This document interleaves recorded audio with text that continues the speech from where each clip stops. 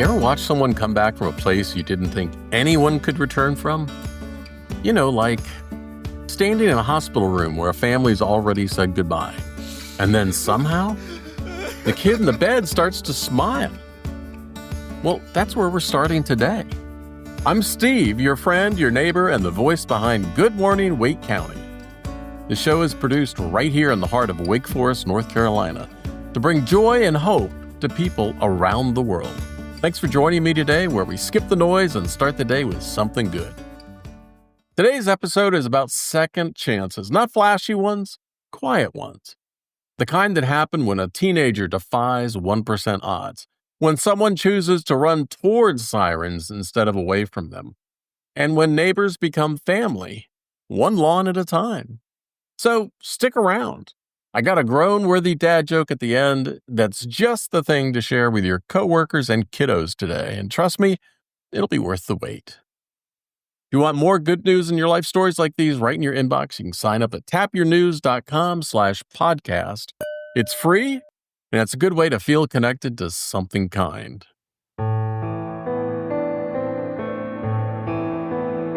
June 18th started like any other summer day for the Walter family.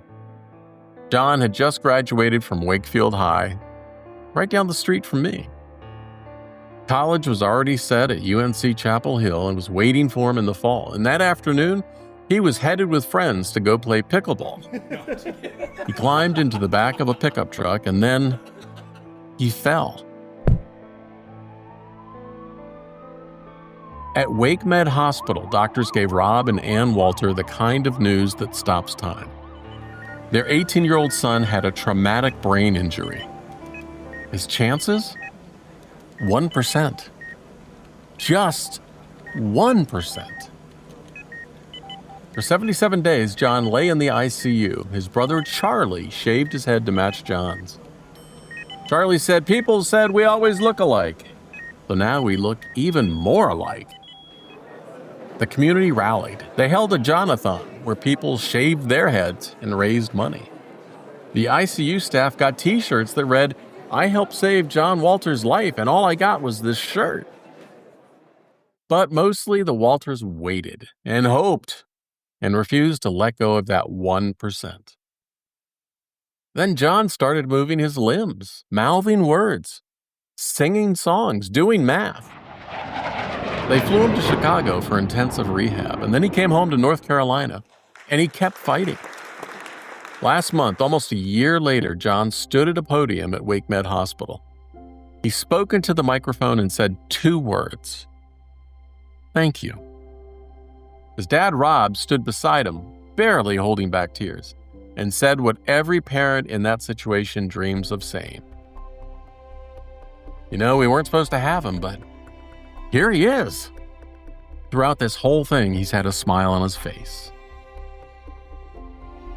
John's not the same kid who climbed into that truck. His path to UNC got redirected through hospital hallways and rehab centers. But he's here, he's walking, he's talking, and he's thanking the people who refused to give up on that 1%. You know what I love about this story? It's not about beating the odds. It's about what happens when people refuse to let go. When a brother shaves his head in solidarity. When a community holds a fundraiser called a John-a-thon. And when doctors and nurses earn t-shirts that say they helped save a life. Sometimes the best miracles aren't the ones that fix everything. They're the ones that give you back what matters most. You know, your kid, your hope, your tomorrow. And sometimes that's everything.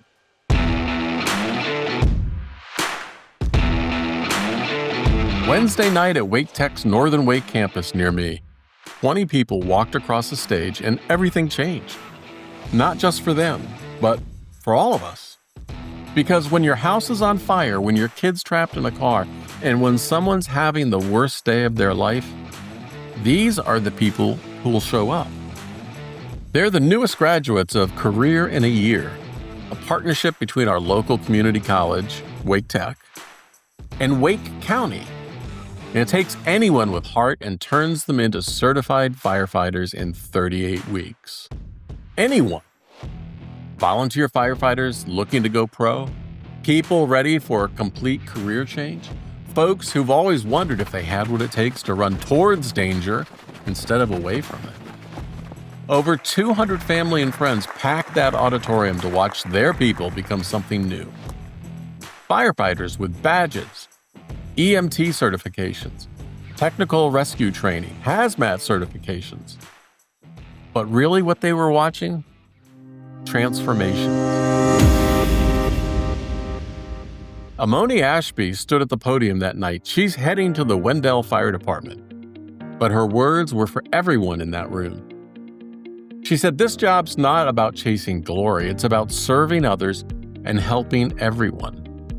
We learn more than just the technical skills of firefighting. We also discovered the profound meaning of joining the fire service's brotherhood and sisterhood." But here's the thing about transformation. It doesn't end with the diploma. Because when someone calls 911 for the first time and needs help, these 20 graduates will be the ones who show up, ready, trained, and part of something bigger than themselves. The next academy starts in January. Applications are already open, and if you've ever wondered whether you've got what it takes to be the person others depend on in their worst moments, maybe it's time to find out. I mean, after all, every hero starts with a single decision: to run towards the sirens instead of away from them.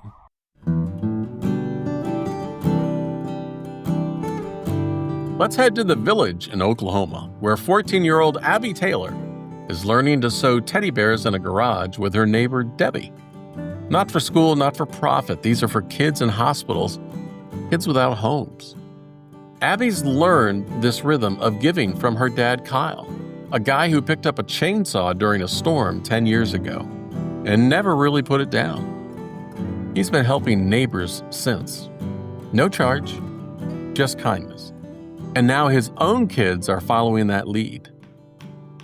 Kyle and his son Tanner recently built a ramp for Terry Bass, a Vietnam veteran down the street who's had more surgeries than birthdays lately.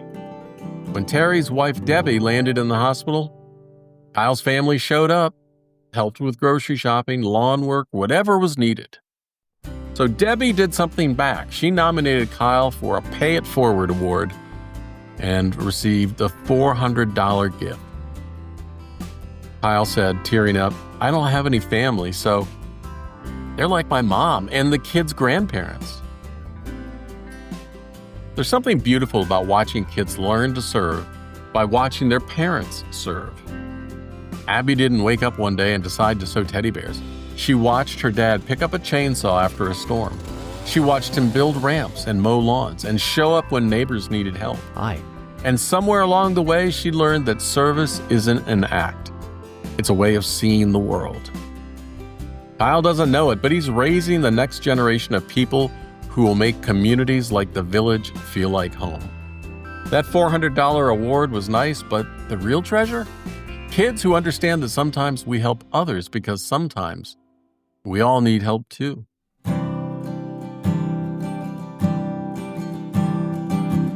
Hey, if any of these stories made you smile today, boop the like button, follow the show, or give me a 5-star review on Apple Podcasts if you think I've earned it. And if something we talked about today resonated with you, maybe John's fight against impossible odds or those 20 people who choose to become heroes, or just watching a dad teach his kids that service is love in action, don't hesitate to send this episode to a friend.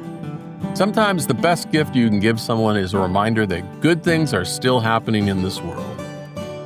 Oh, and before I forget, here's that dad joke. What do you call a dog that can tell time? A watchdog.